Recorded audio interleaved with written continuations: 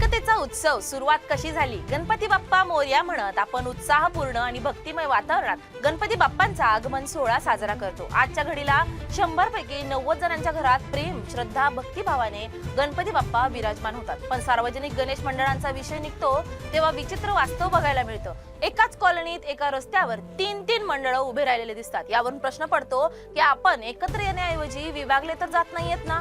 पण तुम्हाला माहितीये का, सार्वजनिक गणेशोत्सवाची खरी सुरुवात कोणी केली? लोकमान्य बाल गंगाधर टिळक यांनी 1893 मध्ये सार्वजनिक गणेशोत्सवाची सुरुवात केली होती। या उत्सवाचा मुख्य हेतू समाजातील विविध घटक एकत्र आणणे आणि राष्ट्रीय एकतेला चालना देणे हा होता।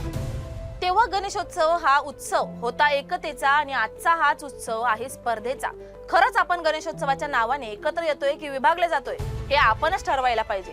आजच्या या स्टोरी मधून तुम्हाला काय वाटतंय नक्कीच कमेंट करून सांगा। गणपती बाप्पा मोरया तर सर्वच म्हणतात, पण मोरयाच का हे जाणून घेऊया पुढील भागात।